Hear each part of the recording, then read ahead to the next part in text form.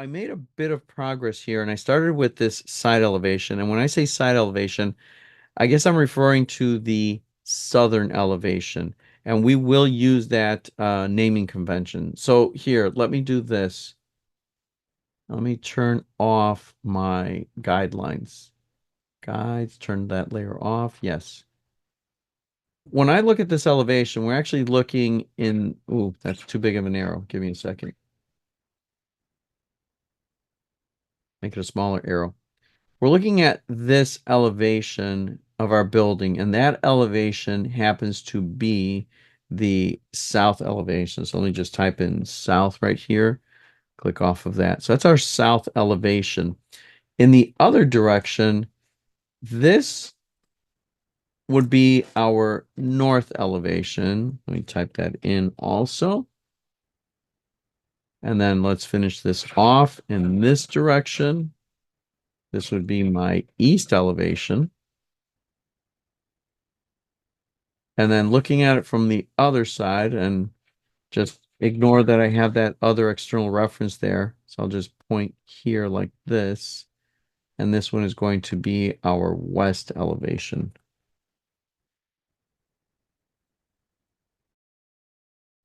North, south, east, west. This is how we identify them.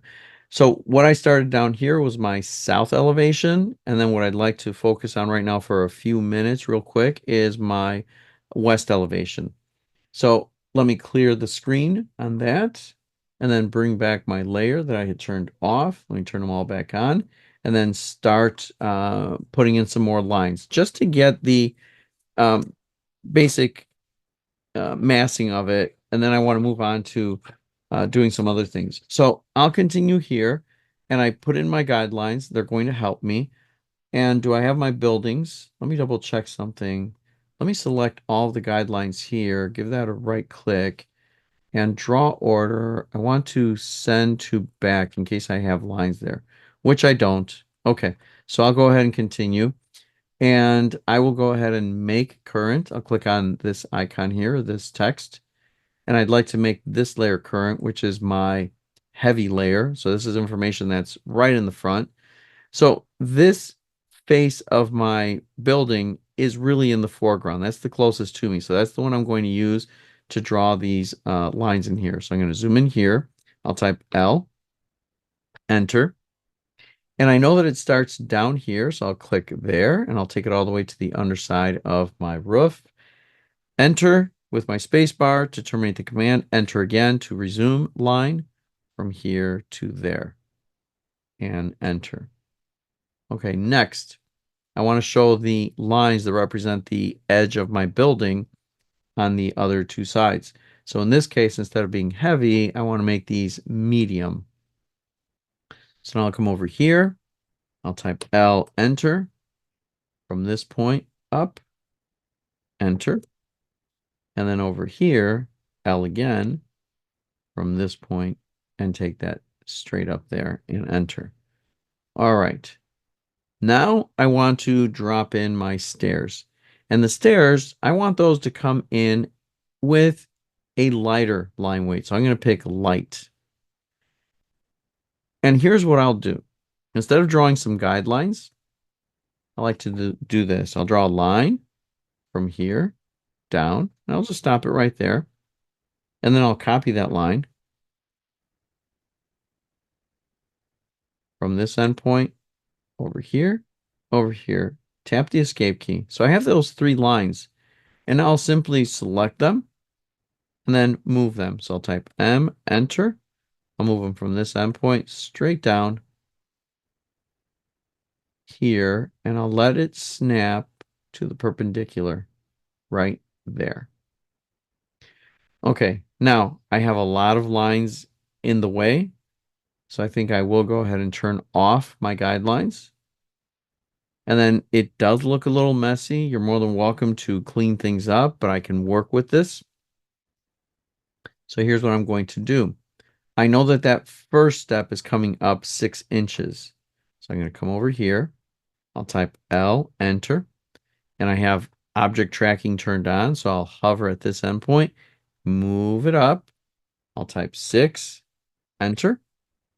and then I'll take it across to the perpendicular there.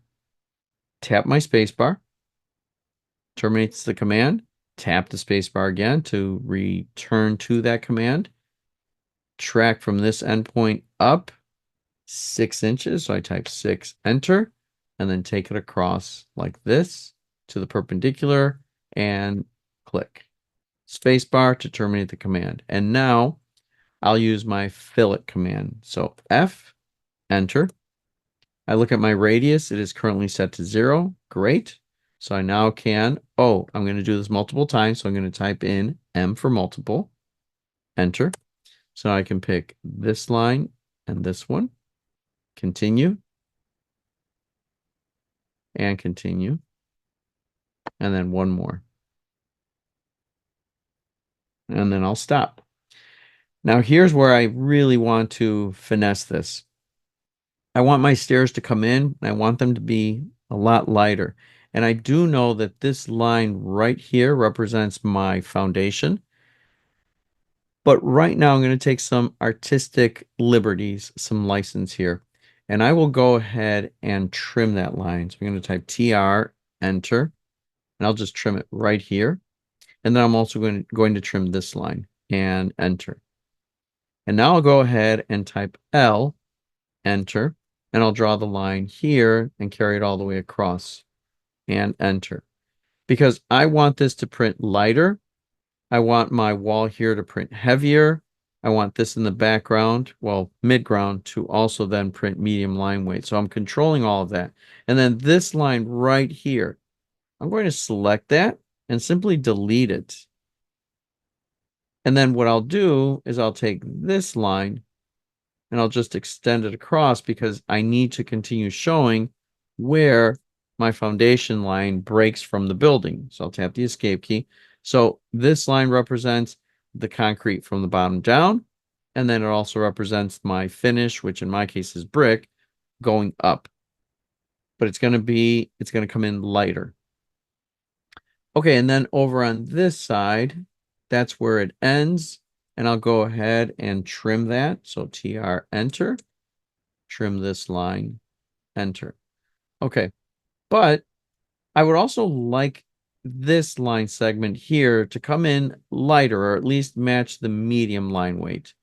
So I can break it, and that's a new command, and I'll show you where that one is. If I go over here to modify, I have this option right here. No, that's join, sorry. I've got this one, break at point. And it says breaks the selected object at a single point. So I picked that one, and the command there is break at point. It's a little bit long. So I'll just use the icon here. So click on break at point, and then it says select the object. I want to pick this one. And then it says specify breakpoint. I'm going to pick this intersection right here, like that. And then when I select the line, notice how now it has been broken into 2 line segments. So I'll tap the escape key, then I'll type MA to match, enter. And I want to match the properties of this line onto that one and enter. Now you can't see the major changes, but when we go to print this out, you'll see it. It'll make a difference. Okay, and then the next thing I want to do is finish that roof, but watch this. I'm going to come in over here, and I'm going to type CP for copy. I'll copy this line and this one, enter. And I'm going to use this endpoint as my reference point, and then take it all the way across over here to this endpoint. Tap the escape key because I'm done. Then I can do the same thing over here, but I want to show you something. And I may have used this before or may not. But what I'd like to do is I'd like to take this same profile, mirror it to the opposite side, but I need to find the midpoint between these 2 lines, this one and this one. So watch what I'm going to do. I'm going to type MI, enter. I will window those 2 lines, enter. And then shift right click, and I'd like to find the midpoint between 2 points. This is my first point. This is my second point. Finds the midpoint right where I need it. So then I need to indicate the second point of the mirror line, which is right here, making sure not to be near any object so it doesn't snap on me inadvertently. So I click, erase the source, no. And then I need to finish this. So I will type TR, enter. And then I'm going to click and drag like this and like this. And then release the mouse button. Done. Enter. And I am missing that window, so I'll go ahead and drop that window in right now. And I'll keep it on that layer called light. And now I'm just going to draw lines like I did before, and I'll draw a line from here straight down. Doesn't matter what length it is, enter. And then CP, enter to copy this line. Enter. From this endpoint over to that one, here as well, and there as well. Enter. And then I'll just type M, and I'll window all of this and move the lines straight down here. And then I will decide, and I probably already made this decision, or at least hopefully you have, where I want my window to be, how far off the ground. So let's say I want this to be 2 feet off the ground. So I'm going to type in O, enter, and it's going to be 2 feet, enter, from here to there. And then I'll take this line, offset it up 2 inches, and enter. I'll type MA to match properties of this line to these two. Type F for fillet, M for multiple, and just create the frame that I need for my window. And enter to terminate. And now I say to myself, I want these windows to be 7 feet above my first floor here. So I'm going to take this line and I'd like to offset it a total of 7 feet. So it's going to place it up there. I click, and then I'll take that line, offset it down 2 inches, and then I'll use the fillet command again. So F, enter, M, enter. Pull this line to that one, this one here, and then similar on the opposite side. Enter, and then MA to match the properties. Pick this line, match it for these two. Enter. So that's my window. This is the process that you would go about. And again, if they are double hung, you want to drop in an extra couple of lines in between there, that's fine. You want to do some divided lights, that's okay also. Whatever you would like to do is fine. All right, but I wanted to finish that off because I want to focus now on some entourage and also some hatching. So I indicated that my building was brick. And we haven't talked about hatching yet, so let me get into that right now. And here's where I probably will add a new layer. So what I'll do is I'll come over to my layer properties manager. I have my layers, but now I want to add a new one. And this new one, I don't need to give it a number, but it might come in handy if I do. So maybe I want to call this one 05 hatch. Just to keep it in order. And then I'll enter. And then because I want this hatch to be a little bit lighter on screen, I'm going to go ahead and borrow that color number 9 and use that for my hatching. And then I'll make that my current layer.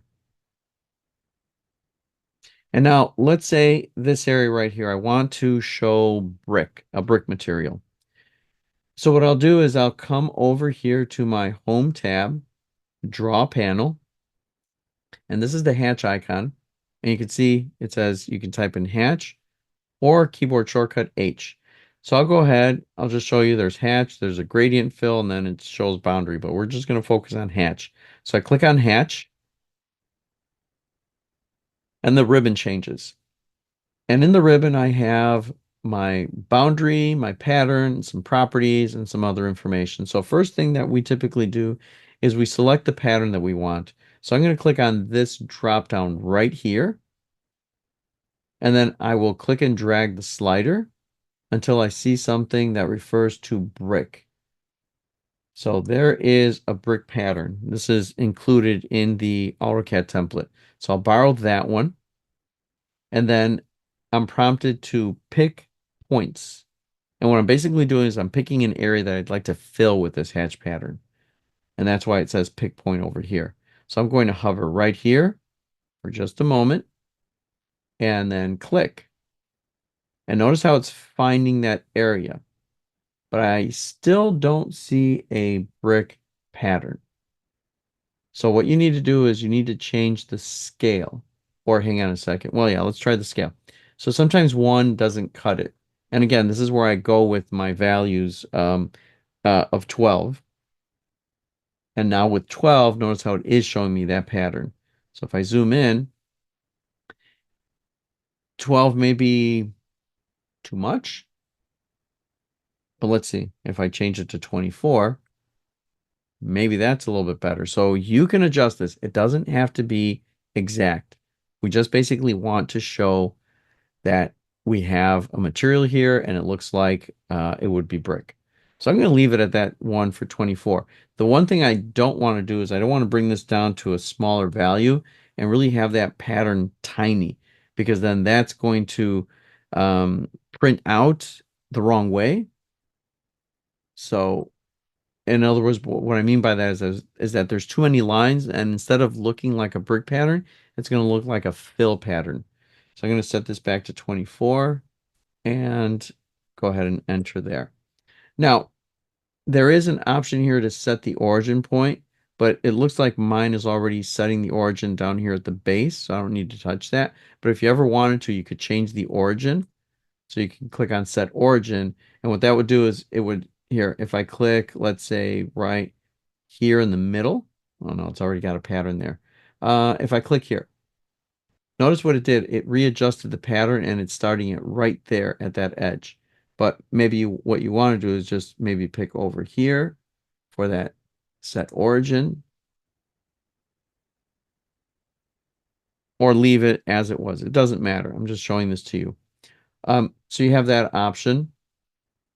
Under the options here, it's typically set to this outer island detection. That's why it only found the exterior here, and it doesn't drop a pattern on the inside like it used to before. So it's ignoring that. So that's good. And then we have match properties. I'll get to that in a little bit. So that's the pattern I want. I can go ahead and close that hatch pattern. Now, if you're not using brick, maybe you're using wood, you want to show siding or vinyl siding, you can put that in also. And let me do that over here in this area, just to give you an example. So I'm going to type hatch this time, or actually H, and enter. And it is starting with that pattern because that's the last one I used. But instead of using that, I can come over here to my different patterns. And in this case, I want to use one called user defined. All the way at the very, very end, here's user. So you click on that one, and then you come over here to the properties, and I want the spacing on this user pattern. First of all, the angle is 0, so it's going to be a straight line. And I want that to be, or I want them to be 4 inches apart at least. So I type in 4, enter, and then I move my cursor over here, and then I can go ahead and click on it. And it selects that area, and then I can go ahead and close the hatch pattern. So this one is showing brick, this one is showing siding. Now, if you want to change those patterns, maybe you want to go with a different scale on this one, pick it, and then it changes the ribbon. And instead of 24, what if I set this to, let's say 36? Maybe. I don't know. I'm just throwing out values so you can try them out. And then I'll go ahead and close that editor. Over here, I want to select that. And instead of 4 inches, maybe I'd like to make that 6 inches. So I just basically type in 6, enter, and it'll change up. So you can go back and edit the hatch patterns. All right, and then one more. I'll put an example over here. I'll type H, enter. It still remembers that user-defined pattern that I had selected. I'll go ahead and click on it, and then I'll close the hatch creation. And I did this on purpose because I didn't want to go back and make changes because I already have patterns in here. So I can type MA, enter, and I can say match the properties of this hatch pattern over to this one, enter. Or let's go with the brick. So I'll type I'm sorry, not H, MA for match properties. I'll select this pattern and I'll apply it to this hatch pattern and enter. And I'm done. So that's how you can begin to add hatches. And I know I've done something here that probably shouldn't be doing because maybe I want it all brick, but it's a good example. And then one of the last things I want to show you here is the entourage. So now I'm going to come over here instead of using hatch as my layer, I'm going to pick beyond. And then I will go to my insert tab, insert, and I'll select blocks from libraries. And I'll go ahead and open up a library. And I'm looking for my entourage. I click open. And then I have a tree and plan view, but I did not make blocks out of the other trees and elevations. Let me do that real quick here. And I'll go over to entourage, open. And let's say I pick this one here. So I'm going to type B, enter. And I have tree plan 01. I'm going to go tree elevation 01.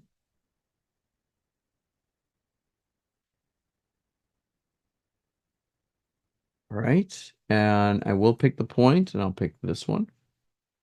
I'll select my objects. I'll pick all of these. Enter. Convert to block. Yes. Allow exploding. Yes. Everything else looks good. I go ahead and click OK. And then I will zoom extents, close it, save my changes. And then I'll come back over here and then I will take that library. Just in case, I'm going to click on my library again, and I will reload, or I'll bring in entourage. So it's loading it, and it does have that elevation. Great. So I'll pick that one. I'll bring it in, and I'll just place it right here. So I'll track that point, and I'll put it right there. And I know it's a little difficult to see because of my screen color. Let me do this. Let me go ahead and take that and put it on this layer for now. Right, so it appears lightly. Okay, so now what I'm going to do is this. I'm going to copy that tree.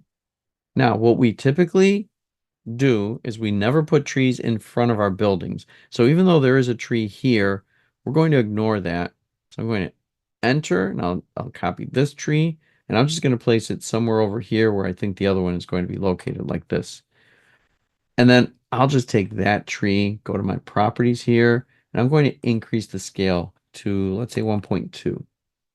And then I'll change the Y scale also to 1.2.